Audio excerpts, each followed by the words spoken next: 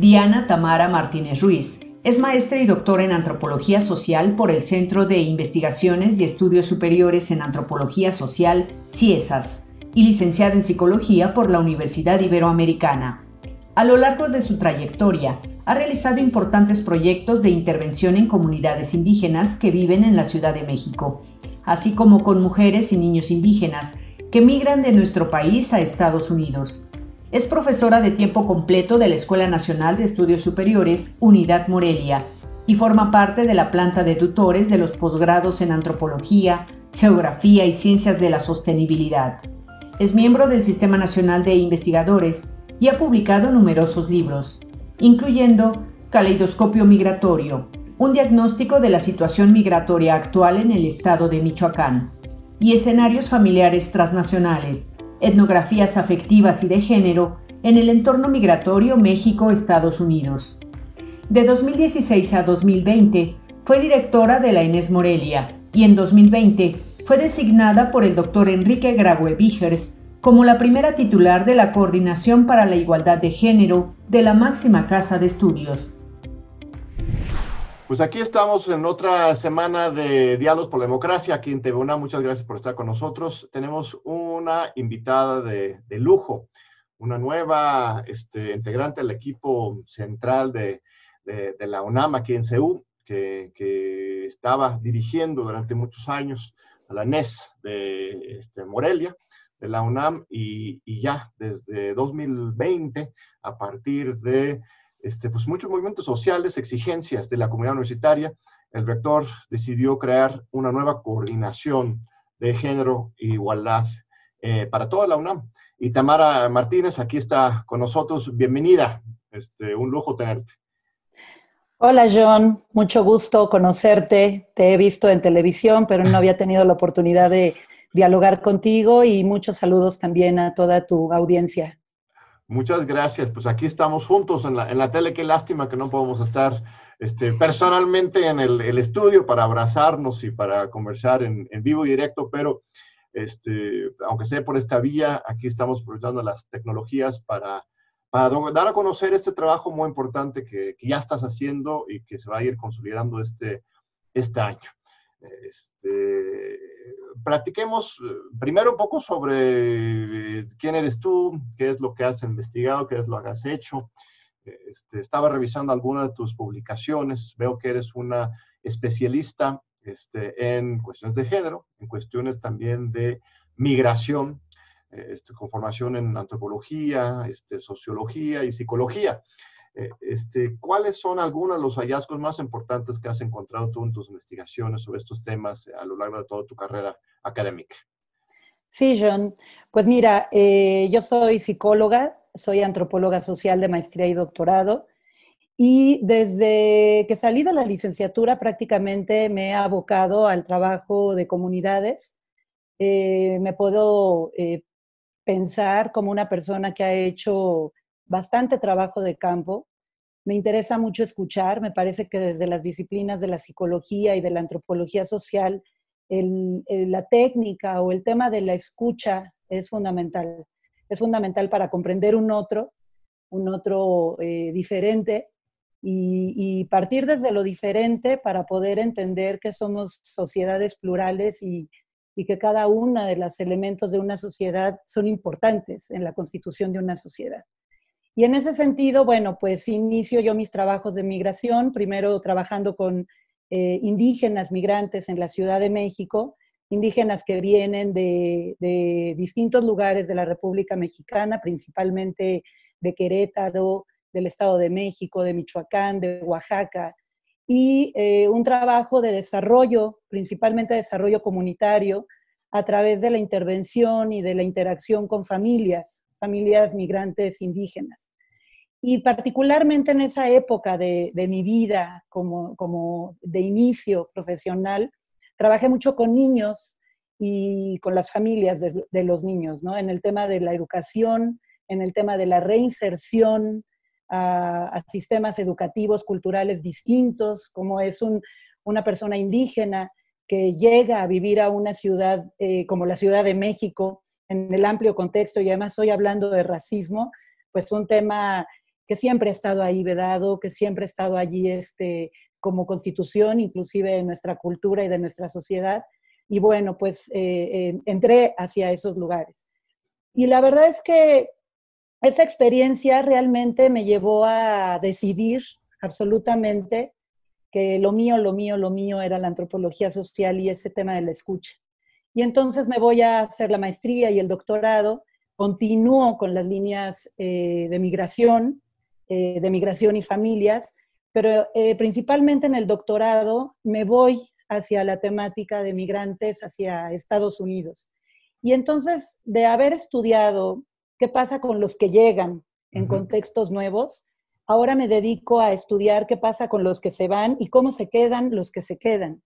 Y principalmente es cómo se quedan las mujeres en las zonas de origen. Mis investigaciones aquí sí ya son mucho más en el estado de Michoacán, el lugar donde hasta hace unos meses todavía vivía. Yo soy chilanga, pero luego me fui a Morelia a radicar. Ahí hice mi doctorado en comunidades michoacanas y luego pues ya me instalo en Morelia. Y en este tema de la investigación de migración, pues mis líneas principalmente son aquí sí ya el tema de la conformación de la vida familiar, las estructuras de género que se dan en la vida familiar, en la migración, y cómo estas estructuras familiares y de género empiezan a tener transformaciones y a la vez continuidades ante un tema o ante un esquema de migración.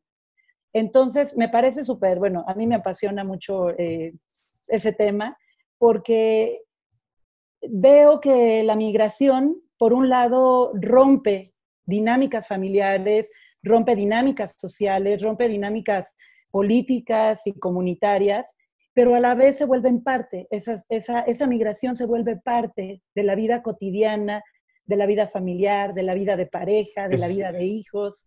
Es increíble lo adaptable, ¿no? Que es el ser humano, ¿no? Creo que cómo nos acomodamos y reconstruimos, ¿no?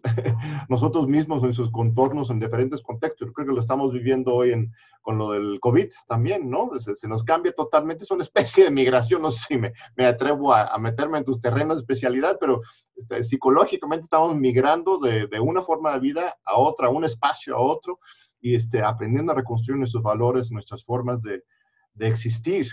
Me llama mucho la atención lo que cuentas de tu propia trayectoria, porque se ve que eres una académica, investigadora, comprometida con la realidad, ¿no? El trabajo empírico y la interacción social y comunitaria.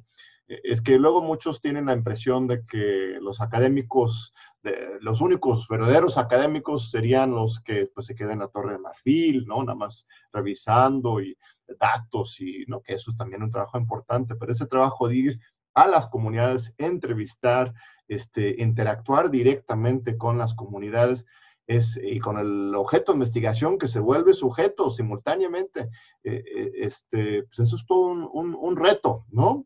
¿O cómo lo has vivido? Absolutamente. Yo creo que, insisto, una de mis reflexiones, por ejemplo, a lo largo de mi vida profesional, es el por qué estudiar antropología social, por ejemplo, ¿no? El por qué me llamó la atención. Y me parece que un elemento fundamental de la historia de mi vida es que yo crecí, por ejemplo, escuchando las historias de mis abuelas, ¿no?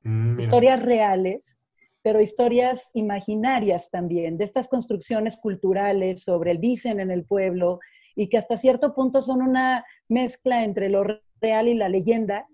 Y en vez de contar estos cuentos de hadas y tal, bueno, mi formación como niña y en esta narrativa, pues fue a través de estas historias. Entonces, cuando yo regreso a la antropología, me doy cuenta justamente que lo que me gusta es esto, ¿no? Llegar a las realidades y escuchar directamente y de viva voz cómo viven sus realidades y cómo estructuran y cómo manejan su vida cotidiana, ¿no?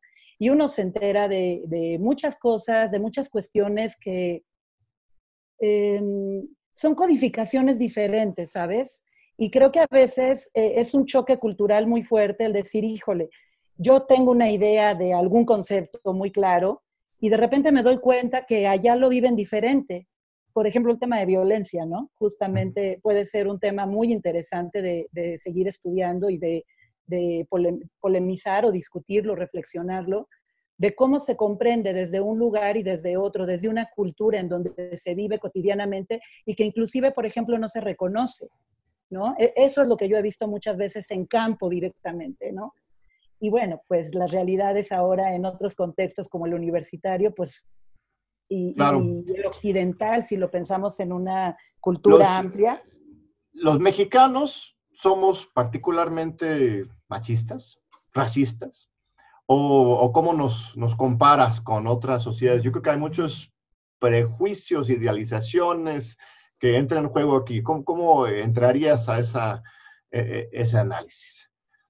Híjole, pues la verdad sí, así de honesta te Las soy, dos ¿no? cosas, somos Sí, machistas y racistas sí, por formación. sí, así es, así es. Me parece que sí es muy importante el tenerlo así de claro. Ujú. Me parece que también algo que no ha sucedido es que tenemos esa concepción de nosotros mismos y mirarnos como gente racista y Claro. gente machista y que nos estructuramos desde sistemas sociales o desde organizaciones sociales en donde todas nuestras organizaciones y nuestras formas de trabajar, de interactuar, sí es a través de una cultura patriarcal, por un lado, y de una cultura racista y etnófoba, ¿no? También. Ujú.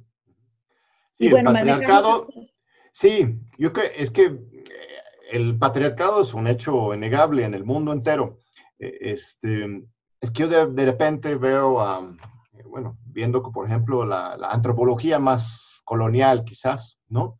Que ve a un país como México y ve a nosotros supuestamente en un subdesarrollo en la materia, comparado con los países del norte que estarían más avanzados, ¿no? Yo que conozco los Estados Unidos, yo nací ahí, crecí ahí mucho, yo veo muchas fortalezas, de hecho, en la cultura política, o por lo menos potencia en la cultura mexicana para superar estas cosas. Yo creo que hay muchos rasgos, por ejemplo, más machistas, más racistas allá en los Estados Unidos que aquí, y precisamente es recurriendo a lo que tú comentas, ¿no? Un poco más la integración comunitaria, algunos valores históricos de lucha del pueblo mexicano, de liberación y fortalecimiento de los liderazgos feministas y femeninos en México. Por ejemplo, nuestro Congreso de la Unión es de las únicas del mundo que es paritaria, ¿no? Esto jamás se aceptaría en los Estados Unidos, por ejemplo.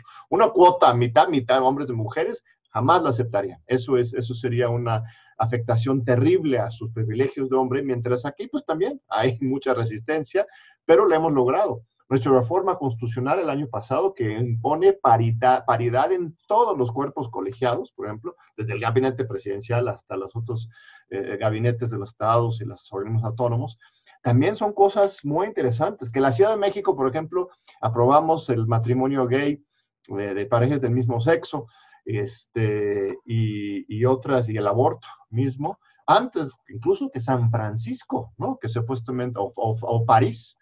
En fin, no quiero idealizar nuestra cultura mexicana, que obviamente tiene grandes problemas, pero sí rescatar algunas fortalezas que también nos dan para poner un ejemplo al mundo en esa materia, pero igual ya me estoy volando. Cuénteme, Tamara, ¿qué opinas? Bueno, pues yo lo que también veo es que, y te escucho, y me parece que aquí un tema interesante es cómo lograr realmente armonizar, ¿no? O sea, me parece que por un lado camina la legislación, la normatividad, el poder lograr, son luchas que además han hecho distintos grupos, principalmente en el tema de las mujeres, especialistas, activistas, teóricas de la temática, y que de repente nos damos cuenta y volteamos a la vida social y a la vida cultural y a la vida Claro. cotidiana y nos encontramos con una brecha impresionante de desigualdad, ¿no? Entonces, comparto contigo el no dejar de mirar lo que se ha hecho, pero me parece que también podemos caer, desde mi punto de vista, Claro. en un vicio y al escucharte lo pensaba también, de decir, Uh-huh. si no vemos las diferencias, la desigualdad, si no la Uh-huh. tenemos en la mano, La pregunta es cómo logramos realmente cambiarla y cómo logramos realmente transformar, si ni siquiera la podemos aceptar, por ejemplo, ¿no? Claro. Entonces, posiblemente en la cultura de donde naciste, como tú lo dices Ujú. accidentalmente, quizás lo que falta es eso, reconocer Así que se han es. hecho cosas, pero que falta un montón y que además, digo, no en balde existe una cantidad impresionante de mujeres y adolescentes, por ejemplo, que han sido víctimas de violencia física sexual, ¿no? Si Ujú. tuviéramos realmente la aplicación de las normas, de los marcos normativos, de estas políticas públicas que se han logrado, pues me parece que la disminución inmediatamente de temas de violencia también se verían reflejados en ello, ¿no? Y ahí está el reto. Sí, claro, no, pues es como muchas cosas en México. Tenemos un avance, incluso de vanguardia en el mundo, a nivel constitucional, muchos temas, ¿no? El derecho a la salud, a la educación, a, a la cultura, a la información, a la justicia en general. Nuestra constitución es de las más avanzadas del mundo en derechos sociales, pues aquí ya se complementa con los avances en materia de género, pero pues como dices, ¿no? Entre el dicho y el hecho hay mucho trecho y hay una vivencia cotidiana de mucha violencia en todos los espacios, en todos los espacios. Espacios hay violencia política de género, violencia en las escuelas, hay violencia en las familias, en las comunidades, y no podemos idealizar, ¿no? Ninguna esfera, sino reconocer la presencia del patriarcado, esta represión en todos los espacios, ¿no? Este, eh, Específicamente en el terreno universitario, ¿no? Es muy contradictorio porque, por un lado, uno imaginaría que la universidad sería un espacio de experimentación, de construcción de otra sociedad, ¿no? Otra igualdad, otra manera de entender esas cosas, pero simultáneamente, de repente pareciera que es de los peores espacios por la cuestión de las relaciones de poder, por ejemplo, entre maestros y alumnos, por la cuestión de las dificultades de manejar pues esas comunidades separadas de repente la autonomía, pues, ¿no? Se puede abusar, ¿no? Como no puede entrar la policía, ¿no? De repente algunas personas se sienten desprotegidos, aunque no debería ser así. Este, Cuéntame, Tamara, ¿cómo ves la dinámica específicamente en el terreno universitario? ¿Cómo lo has vivido como directora de la ANES Morelia? ¿Y cómo lo ves en CEU y otros espacios de la UNAM? Ok. Pues mira, yo en la ENES Morelia entré como profesora de carrera de tiempo completo en estos temas de investigación y a la par fui secretaria general de la ENES Morelia, ¿no? Justo cuando la ENES Morelia nace. Ujú. Entonces ¿En qué fui año nace? en el 2012. 2012, muy reciente, o sea, 2012 eres fundadora, creadora de todo ese espacio académico. con mucho orgullo y con muchísimo cariño. La verdad es que fue un trabajo titánico, ha sido un trabajo titánico crear una nueva entidad, Ujú. una nueva organización institucional y universitaria es todo un reto, ¿no?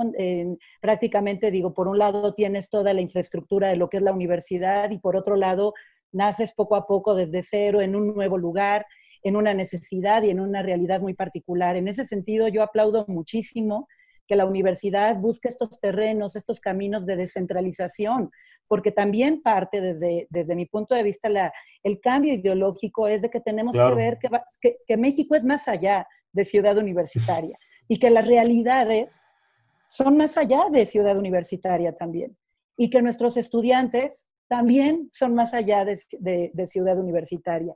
Y en ese sentido, bueno, pues trabajando en la ENES, después estoy 4 años en la Secretaría General apoyando al director en turno, haciendo una cantidad de programas impresionantes. Y desde ese tiempo, desde el 2012, por ejemplo, en la ENES Morelia, se llevó a cabo una materia transversal en materia de género. Mucho por el interés del director, apoyadísimo por mí como secretaria general y por varias colegas, la secretaria académica también le entramos y el pequeño grupo que estábamos armando. Y en ese sentido, bueno, pues la materia de género es una materia transversal. Hay otra también de multiculturalidad, por ejemplo, hay otra ahora de ética, y que son dirigidas a todos los estudiantes de todas las licenciaturas de la ENES Morelia.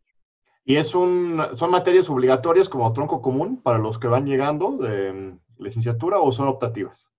Se llaman optativas, Uh-huh. pero de un cúmulo de 5 materias que son transversales y que tienen que ver con realidades transversales a todas las Perfecto. carreras, los alumnos pueden escoger 2 de ellas, de alguna forma voluntariamente, pero en un cúmulo de 5.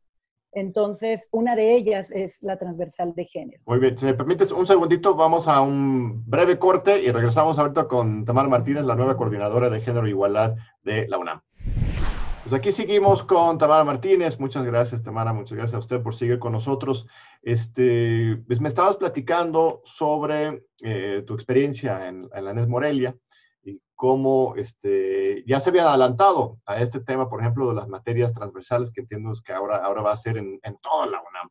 ¿Esas materias funcionaron? O sea, ¿tú hiciste alguna evaluación de los alumnos cuando entraron y salieron con una conciencia diferente con respecto a estos temas de género? O yo supongo que algunos alumnos podrían nada más tomarlo para cumplir y no tenga el impacto necesario. ¿Cómo lo viviste? ¿Cómo lo han hecho?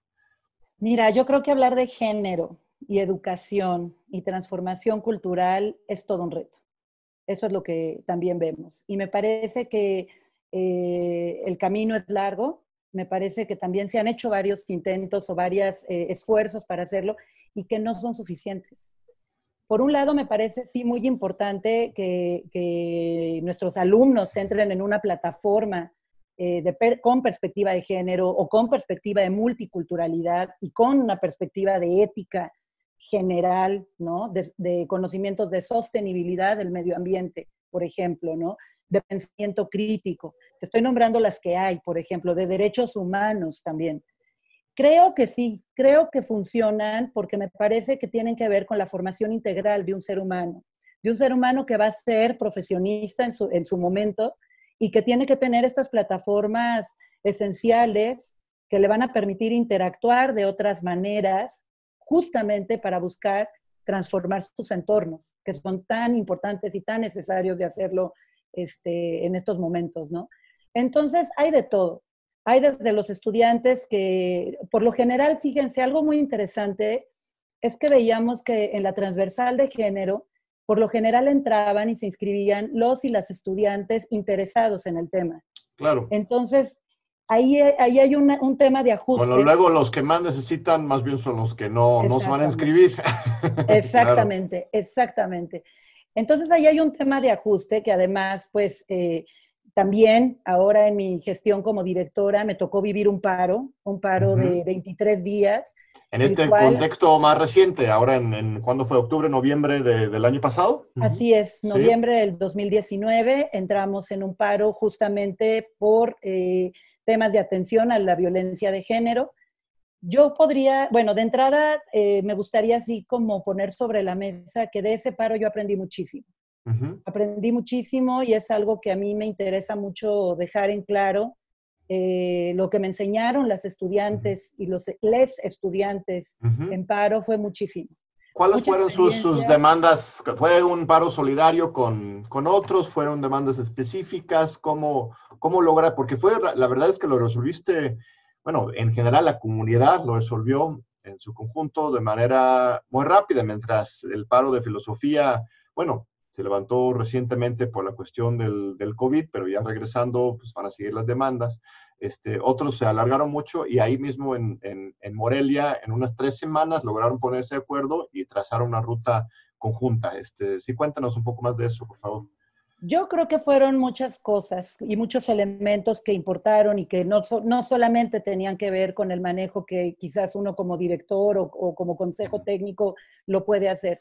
Me parece que de entrada el tema de que la ENES es una entidad nueva, son nuevas generaciones, los profesores y las profesoras también son muy jóvenes, eso ayuda mucho, ¿no?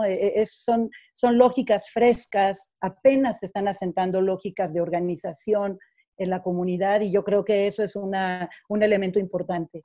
Yo creo que otro elemento importante es el tema justamente de las materias transversales y la apertura que tuvo la ENES en esas temáticas.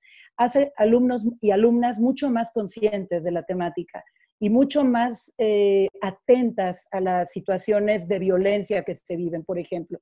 Entonces, ese creo que fue otro elemento importante para el paro y para detener el paro también, o para levantar el paro. Y me parece que también el tema de la escucha, insisto otra vez en ella, ¿no? El poder realmente lograr tener una interacción real entre lo que me están diciendo. Uno piensa que está escuchando y uno piensa que está entendiendo. Y de repente dices, híjole, yo les contesto y me dicen, no es lo correcto, o no me gusta que me estás contestando, no te estoy preguntando esto. Claro. Entonces, el poder también tener esta labor de acercamiento, de que nunca, por ejemplo, algo que fue muy importante por parte también de las estudiantes, es que creo que nunca se cerró el diálogo. Y eso es fundamental también, el poder estar a lo mejor en diálogos tensos, a lo mejor en diálogos que no son diálogos y que son caminos distintos de interlocución, pero el poder tener la posibilidad de poner sobre la mesa las distintas cuestiones que no, en donde los distintos desacuerdos para buscar llegar a acuerdos, ¿no? Por ejemplo, una de las ganancias que fueron del paro, me parece que fue justamente el tema de la transversal. Fue uno de los puntos importantes. Es decir, la transversal tiene que ser para todos y todas. De nada nos sirve que las mismas chicas conscientes, feministas, con toda la perspectiva de género, siga tomando la misma materia. Nos urge que nuestros compañeros y que nuestras compañeras que no tienen esta perspectiva puedan saber de qué estamos hablando. Entonces, uno de los acuerdos para levantar el paro y para terminarlo fue justamente poder lograr llevar a cabo esta materia transversal como una materia más obligatoria para todos y todas. Otro tema fue el tema de lograr una evaluación en los profesores con perspectiva de género. Es decir, bueno, cómo maneja su violencia o cómo, sí, así es, cómo maneja sus diferentes tipos de violencia y dimensiones de violencia en las aulas o en la interacción, por ejemplo, ¿no? Y por supuesto hubo algunos casos también de señalizaciones particulares de personas violentas, ¿no? O que las alumnas identificaban como temas de violencia, en los cuales, bueno, pues se ha dado el trámite, se siguen dando el trámite de las denuncias y, bueno, tratando de solucionar realmente un conflicto sobre la violencia, ¿no? Sí, ese último punto ha sido lo más complicado, ¿no? Viendo las escenas de Filosofía y Letras, por ejemplo, pues donde se intentó un diálogo de los dos lados, pero no se logró esta construcción colectiva de soluciones en un inicio, por lo menos. Justamente se atoraba siempre en el tema de señalamientos específicos hacia administradores y profesores específicos, ¿no? Que de acuerdo con las alumnas no había suficientes avances en la materia, de acuerdo con las autoridades estaban haciendo todo lo posible para cumplir con los procesos marcados por la legislación universitaria y la ley, las leyes federales más allá, y ahí se atoraba, y se rompía justamente este diálogo, y se mantenían encerradas durante muchos meses, y ahí veremos qué pasa cuando regresemos a las aulas. ¿Cómo resolver ese tema? O viendo específicamente a lo de tu coordinación. Tu coordinación va a entrar en ese tema porque ya existen instituciones. Está la unidad de atención a denuncias, la UNAD, que depende de la abogada general. Está la Defensoría de los Derechos Humanos. Está el Centro de Investigación y Estudios de Género, que es más académico, pero ahí se hace un trabajo importante también de promoción. Está el protocolo de atención a las denuncias.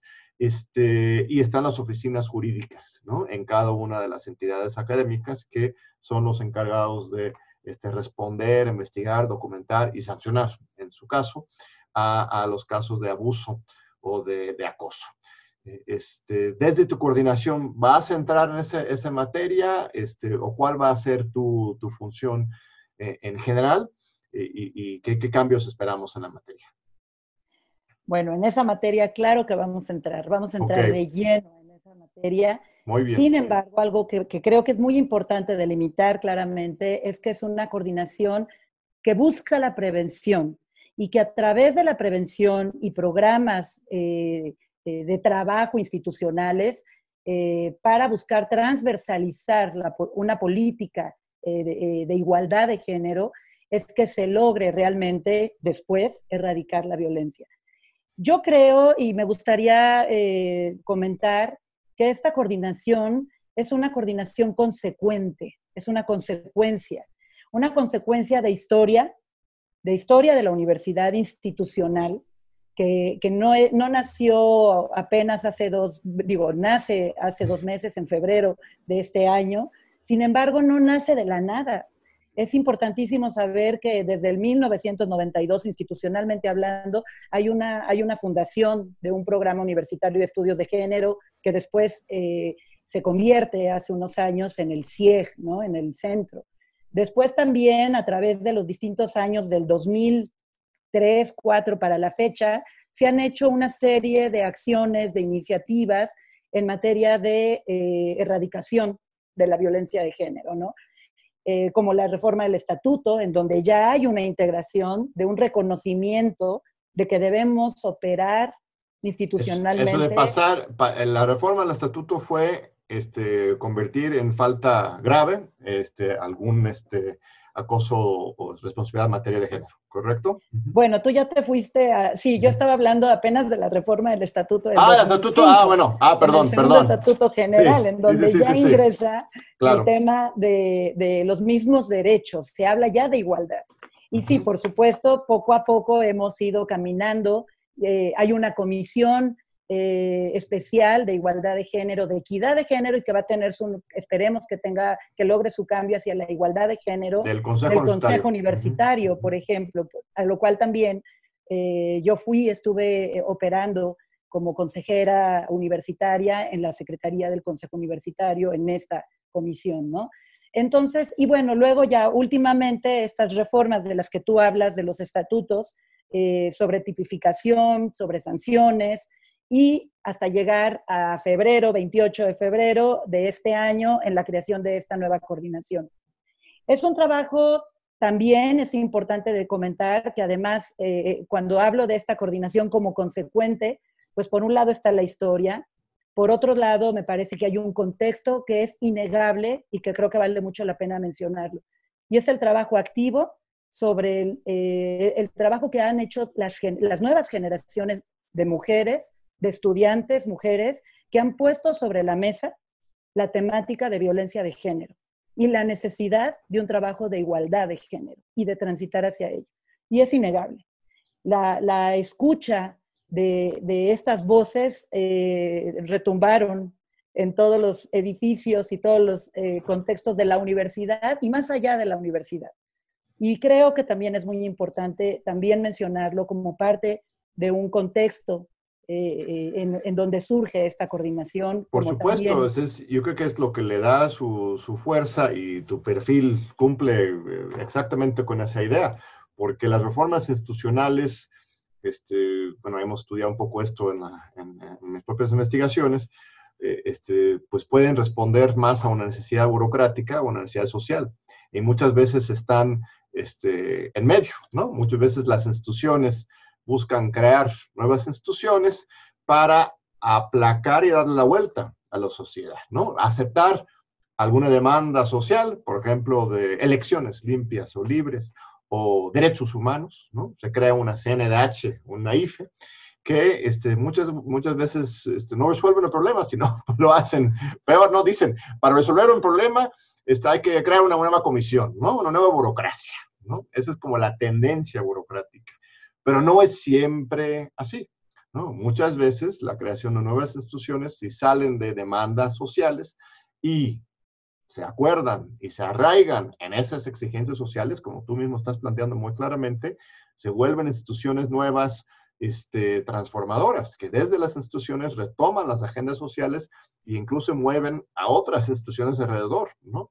Entonces, no son necesariamente de contención las reformas institucionales, al contrario, pueden ser de liberación y cambio, pero eso va a ser tu tu lucha, tu reto, ¿no? ¿Cómo vas a hacer partícipe realmente a la comunidad, a las mujeres que han protestado y que son los que pues, han logrado esta conquista institucional para asegurar que no se burocratice demasiado, para que realmente sea una institución viva y que transforme la situación? ¿Cómo lo visualizas? Pues mira, yo creo que una de las principales estrategias y acciones que tenemos que hacer es el tema de la articulación y el ser un enlace tal cual, entender que una coordinación coordina y articula. Me parece que una de las situaciones, y que además se viven también en los sistemas políticos y en los distintos sectores del país, las estructuras sociales, es justamente el tema de género. Es un tema que no solamente atiende a un sector, no solamente se atiende en el sector de salud, o no solamente en el económico, o no solamente en el jurídico, y que el problema realmente, uno de los tantos problemas, es que se camina de forma descoordinada, sin tener una estructura o una organización de lo que está haciendo, como tú lo mencionabas, las distintas entidades o unidades u organismos que ya están trabajando en el tema. Vamos, esta coordinación, por un lado, podrá descubrir hilos negros en temas operativos, pero tampoco está descubriendo los hilos negros de muchos sectores de la comunidad universitaria que ya están trabajando. Yo te hablaba del ejemplo de la Inés Morelia, por ejemplo, ¿no? Pero, sin embargo, pensamos en filosofía y letras, ciencias políticas, ciencias, trabajo social, psicología, el mismo CIEG también, ¿no? Entonces, ya hay un trabajo allí que se está haciendo y que esta coordinación lo que busca es escuchar, sistematizar, articular y seguir conectando estas buenas experiencias y también ir dejando de lado las malas, no dejando de lado, atendiendo las malas experiencias y modificando los procedimientos de esas malas experiencias o que nos han llevado a no dar una solución clara y concisa de ciertas cosas, por ejemplo, ¿no? Entonces, bueno, en ese sentido creo que una de las herramientas más importantes de esta coordinación es esta, la de articular y enlazar los distintos sectores de la comunidad. Estoy hablando, por supuesto, desde colectivas estudiantiles, escuchar a los estudiantes, escuchar a los sectores académicos, escuchar consejos técnicos, escuchar las distintas voces que conforman la pluralidad universitaria. Y a partir de allí, seguir construyendo y seguir dando sistematización. Un ejemplo muy claro, John, es el tema de las comisiones internas de equidad de género. Son comisiones que nacen a partir del 2000, me parece que de 2017, sí, 2017, dentro del documento básico sobre sobre género en la universidad, aprobado por el Consejo Universitario, y empiezan a nacer estas comisiones. Parte de lo que hablan en los pliegos petitorios, en distintos foros de los pliegos petitorios o foros de estudiantes, es justamente la no solución, o hasta cierto punto se habla hasta de la ineficiencia de esas comisiones. ¿Qué es lo que sucede? Que creo que cada comisión nació desde una localidad y desde una realidad y desde una perspectiva que muchas veces no es la perspectiva de género, ni la perspectiva de igualdad de género. Claro, de cumplir con un requerimiento burocrático, un reglamento, instalar la comisión. Hay muchas comisiones así en la UNAM, en cualquier institución, ¿no? Para cumplir. A ver, ¿me das un segundito, Tamara? Vamos a seguir con esta misma discusión en nuestro tercer bloque. Nada más vamos a un breve corte y regresamos con Tamara Martínez. Muchas gracias. Pues aquí seguimos con Tamara Martínez, aquí en TV UNAM. Muchas gracias. Te corté en media frase, doctora. Estamos hablando de las comisiones de equidad de género dentro de cada una de las entidades académicas, que algunas funcionan mejor, otros no tanto, algunos con un espíritu muy igualitaria, otros más burocráticos, y uno de tus trabajos, retos, entiendo, va a ser un poco homogenizar y echar a andar con un nuevo espíritu todos estos cuerpos, ¿no? ¿O te estoy mal interpretando? Así es. Justamente el documento básico para el fortalecimiento de la política institucional de género que nace en el 2018 las contempla. Sin embargo, no se crearon los criterios de constitución de estas comisiones. Estamos ya a punto de sacar a la luz, de socializarlo, este instrumento, este documento básico de constitución, de qué tendría, qué estamos esperando por una comisión de igualdad de género, ¿no? Y justamente estas comisiones, pues, serán las encargadas de, junto conmigo, de hacer un trabajo de coordinación para lograr una transversalización, atravesar en los distintos programas que tiene la universidad una perspectiva de género. Uno de los criterios fundamentales para estas comisiones es tener perspectiva de género.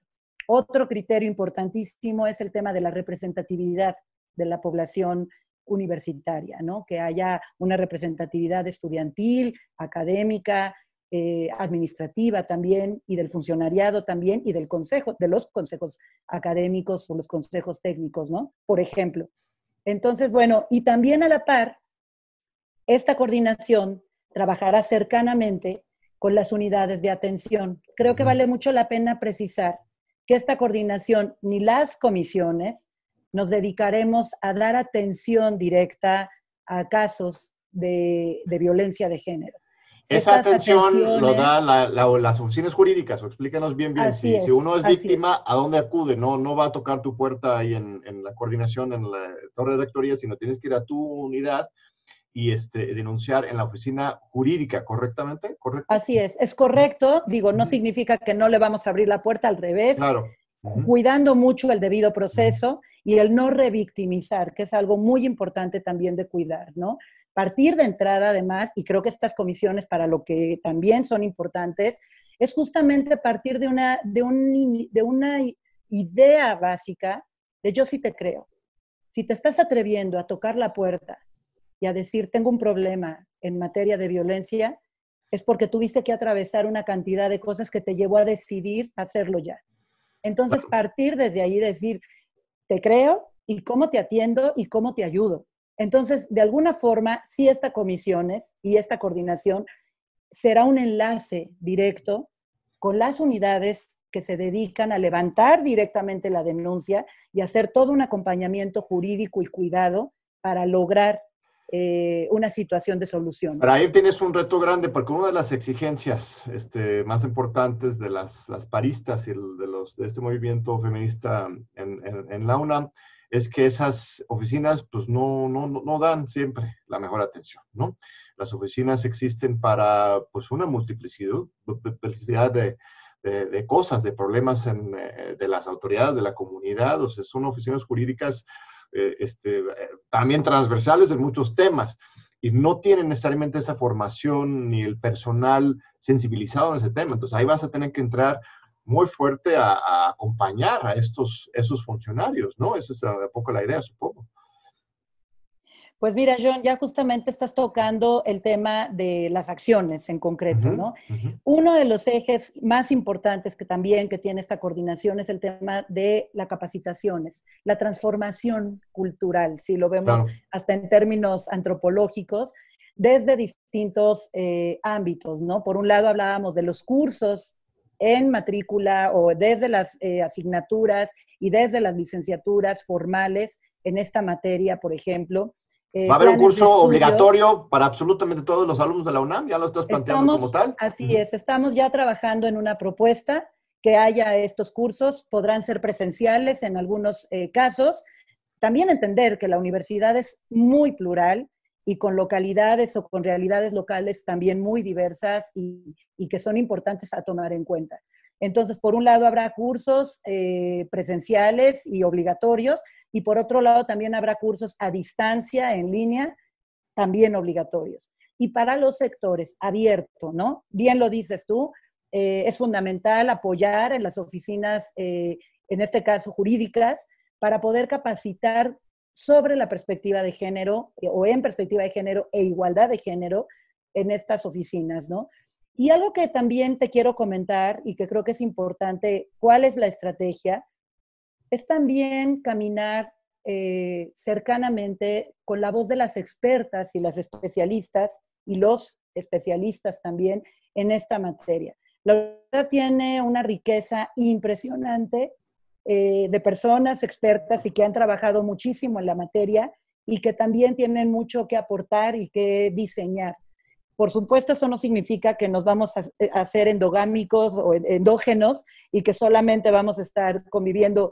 Es importante también tener estos diálogos y estos escuchas afuera también y poder ir armonizando una cultura, una transformación de cultura con perspectiva ya hacia la igualdad, ¿no? Entonces, y también, por supuesto, a los sectores estudiantiles, que además en los pliegos petitorios y desde otras formas nos han hecho saber a través de sus entidades cuáles son las problemáticas que ellas y ellos miran y que son urgentes de atender. En ese sentido, bueno, pues te comentaba, uno de los temas más importantes es el tema de las capacitaciones a todos los sectores. Viene próximamente, quiero comentarte, una capacitación a las autoridades de la universidad. Muy importante. A las más altas esferas. El señor rector va a tomar este curso. Ah, mira. El staff del rector, de la rectoría también. Y las directoras y los directores de los planteles también lo van a llevar a cabo. Esa es una de las primeras acciones que vamos a llevar a cabo. Y poco a poco vamos a ir trabajando en cascada hacia esas capacitaciones y estas formaciones, de tal forma que en los próximos meses podamos tener una capacitación generalizada en materia de igualdad de género, de violencia, de atención a la violencia de género, y que todos tengamos lenguajes comunes ante esta situación y conciencia. Creo que lo primero, digo, ya lo estamos viendo, ya lo vemos, las jóvenes nos han hecho ver, quizás a la fuerza o quizás no, el tema de que la violencia existe y que es fuerte y que urge atender. Y bueno, por un lado es este tema de atención a la violencia, pero por otro lado también es prevención a ella. Hemos llegado a ello un poco con este inicio de la plática que teníamos, porque estamos en una cultura patriarcal, estamos en un orden social establecido de forma patriarcal que ni siquiera podemos mirar cómo estamos organizados. Y creo que justamente estas capacitaciones, es decir, pues mira, te están diciendo o nos están diciendo, nos están haciendo un llamado que tenemos que comprender y escuchar desde el otro que nos están diciendo, justamente para decir, ¿y cómo lo transformamos? Bueno, pues capacitémonos. Primero hay que saber de qué están hablando, primero hay que conocer qué está sucediendo y luego ir transformando en conjunto. Y sí, creo, respetar la pluralidad. Eso es fundamental también. Respetar que somos distintos. Los hombres también pueden, deben participar en esto, ¿no? Pero ¿cuáles son los límites o las especialidades de este tema? Porque hay muchas escuelas, hay algunos de las paristas que abiertamente se declaran separatistas, ¿no? Que dicen que los hombres, lo mejor que podemos hacer es simplemente apartarnos, ¿no? Permitir que las mujeres sean las que llevan la batuta, claro, pero más allá, que se separen, incluso por eso se llaman separatistas. Pero hay otras escuelas de pensamiento que dicen que, pues más bien los hombres pues, tienen que participar activamente porque son los agresores, son los que reproducen estas lógicas a partir de su propia formación. Entonces, más bien tienen que estar no sé si en el centro, pero como una parte integral de esa estrategia. ¿Cómo manejar esto de dar privilegio y un apoyo muy especial a las mujeres, pero también hacer a los hombres sentirse partes de estos nuevas masculinidades y otras cosas? Así es, pues parte yo también de la estrategia justamente es tocar el tema de las nuevas o las masculinidades positivas o las nuevas masculinidades. Me parece que también es fundamental que nos volteemos a ver todos, a nosotros mismos y podamos conocer cómo estamos constituidos y cómo fuimos construidos y si nos sirven o no nos sirven estas situaciones, ¿no? Tú hablas de privilegio, pero me parece que en el discurso de la igualdad-desigualdad se está partiendo de una desigualdad histórica y de una desigualdad estructural. Y me parece que eso es fundamental, el poder sabernos, y te hablo yo como mujer, y yo como exdirectora, y yo como funcionaria, yo estoy en una situación privilegiada si pienso en mis colegas, en mis compañeras, ¿no? Y me parece que ese punto, partir de una empatía, Y de Claro. partirnos privilegiados, partir de ese punto, creo que podemos reconocer un estado de desigualdad y que tendríamos que buscar cómo solucionar y sí, seguramente cómo disminuir o cómo sintonizar el tema del privilegio, ¿no? Sí, es muy Entonces, importante lo que comentas, Tamara. Yo como maestro de Facultad de Derecho siempre estamos debatiendo estos temas porque muchas veces la gente cree que se resuelve un problema haciendo una aplicación lisa y llana de la ley, tratando a todos iguales, simplemente. Y así vamos a salir. Es como el sueño del liberalismo clásico, como filosofía política. Y escuchándote una y otra vez, insistes a mi punto de vista, muy correcta en que tenemos que partir más bien de la desigualdad, de la represión, de las diferencias de poder en la sociedad para poder entrar a cambiar la sociedad, para poder generar, pues sí, quizás al final del camino, una igualdad, una equidad, el concepto que quieres usar, pero que eso será el objetivo al final del camino. Pero para empezar, tenemos que atender, compensar, hacer, bueno, ahí en los Estados Unidos hablan de las acciones afirmativas, no sé si eso sea las palabras correctas para nosotros, pero eso, empujar un cambio a partir del respaldo a ciertos sectores para generar un nuevo equilibrio, una nueva situación, ¿no? Así te escucho, pero no sé si te estoy poniendo palabras en la boca. pues sí, justamente es esto. Yo creo que es partir de ese reconocimiento y que además está sobre la mesa. Vamos, no, el punto es ahora sí que agarrar al toro por los cuernos.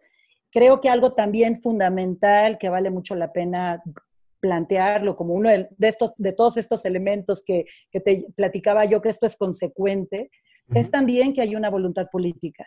Así Una es. voluntad política de decir, tomo el curso, quiero saber qué está pasando y creo una coordinación que me permita articular y entender y poder salvaguardar o ir Tú sientes y atendiendo. percibes que el rector y su equipo sí están convencidos, que esto no es simplemente una forma de responder burocráticamente, sino que realmente están convencidos con esta visión. Yo creo que sí están convencidos, absolutamente, pero me parece que también necesitamos estas colaboraciones con las expertas. ¿Por qué? Porque uno no es todólogo, uno no sabe todo de la vida y entiende todo. A veces uno es funcionario público y no puede mirar otras realidades que una vez que las entiendes, también las puedes atender mucho mejor y puedes intervenir de mejor manera. Entonces, por ejemplo, cuestiones y bueno, fíjate, algo que tú tocas muy interesante, y yo también aprovecho este espacio para hacer un llamado a la solidaridad de las compañeras expertas, ¿no? Me parece que esto que tú me preguntas es un tema que las compañeras expertas, activistas y que llevan muchos años trabajando el tema de género y feminidad y feminismo, eh, están también cansadas, ¿sabes? Muchas de ellas dicen, esto puede ser otra vez un proceso de burocratización, esto es una respuesta desde un lugar privilegiado, desde una autoridad solamente para atender, sin realmente llegar a la transformación real y al reviraje de la Claro. maquinaria para un manejo, ¿no? Y yo lo que creo es que esta también es una oportunidad también política, también social, que está puesta sobre la mesa, que insisto que es consecuente y que creo que es el momento de continuar trabajando para transformar. Que demos la oportunidad y además la oportunidad con colaboración, con solidaridad, con diálogo, para realmente unirnos y hacer una transformación, hombres y mujeres, todos y todas, me parece que tenemos que entrar en este tema. Creo que algo muy importante, también que vale mucho la pena comentar, es que no son ellas las que están parando, no son ellas las que tienen un conflicto, somos todos y todas. Tengo un problema, mi universidad tiene un problema, mi entidad tiene un problema, tenemos un problema, algo estamos haciendo mal en donde yo participo. Y me parece que partir de que tenemos una situación, creo que tiene mucho más sentido para decir, no es pobrecitas, o no es, a ver, eso es otra vez un discurso de exclusión. Claro. Y creo que aquí lo que tenemos que hacer justamente es decir, somos comunidad, sí, somos plurales, hay que buscar la equidad, el respeto y también siempre una tendencia de la igualdad. El camino es larguísimo, ya lo han visto y hecho nuestras colegas feministas expertas, y bueno, pues este es otro logro más. Yo lo veo como un logro más para poderlo atender y como una situación prioritaria y emergente y urgente de atender. Entonces creo que están las dos cosas allí, ¿no? Y en ese sentido, pues hay que caminar y hay que seguir cortando, rompiendo brecha. Claro. Y además, insisto, aprovechando la voluntad política. Ahí está, el rector está dispuesto, lo ha mencionado él mismo, él me invita a participar en este tema y va a tomar el curso y vamos a tomar el curso. Yo también, por supuesto, ¿no? O sea, yo creo que todos y todas. Sí, creo que es fascinante, es un gesto muy importante, es parte del rector esto, de invitarte a ti en particular. No eres de algún grupo político que él está buscando colgar, ni nos queda claro a todos que tu nombramiento es por tu perfil, por lo que has trabajado y por el proyecto que presentas. Y como dices, depende de nosotros, de la comunidad universitaria. Yo también soy director ahí de un pequeño, humilde esfuerzo que le echamos muchas ganas al Programa Universitario de Estudios en la Democracia, Justicia y Sociedad. Cuenta con nuestro apoyo, por favor, que hagamos cosas juntas, y espero que pues sí, que todos te apoyemos y tú nos apoyes, y junto entre todos, no solamente autoridades, sino la comunidad en general, sí generemos un nuevo espacio y un nuevo equilibrio, porque como dices, nos lo merecemos. Y una vez más es una oportunidad para que la UNAM se ponga pues a la vanguardia. Igual es un tema muy sobado, no es la vanguardia, pero ejerce liderazgo. La verdad es que así como somos líderes en materia científica, en materia cultural, en muchos otros ámbitos, en esta materia pues tenemos todo para también estar poniendo el ejemplo a otras universidades, a gobiernos nacionales y por qué no también a nivel internacional, ¿no? Y pues muy bien, Tamara, la verdad es que ha sido muy, muy rica esta discusión, esta conversación. No sé si tengas un último mensaje para nuestro público universitario y más allá, antes de cerrar. Pues nada, rápidamente decirte, bien lo dices, yo no pertenezco a ningún grupo en especial, yo soy gente de trabajo. Y lo que he forjado ha sido a través de mucho, mucho trabajo y mucha dedicación y responsabilidad social y con ética. Y otro punto, caminar hacia buscar cómo construir un nuevo tejido social. Nuestras comunidades están rotas, nuestras alumnas están rotas y tenemos que ver las formas como podemos repararnos juntos y reparar nuestras comunidades también. Entonces, el reto no es sencillo, pero esperemos no cansarnos en el camino y tener logros muy precisos, ¿no? Que se vean. Muy bien, pues excelente con estas elocuentes y claras palabras. Te agradezco muchísimo, Tamara, por acompañarnos. Un abrazo a la distancia y mucho éxito en esta encomienda tan importante. Y ojalá nos regales otra entrevista pronto para que ya nos estés reportando los logros que seguramente tendrás en el corto plazo. Y gracias a usted, audiencia muy amable, por acompañarnos una vez más. Nos vemos de nuevo en 8 días aquí en tus Diálogos con Democracia en TV UNAM.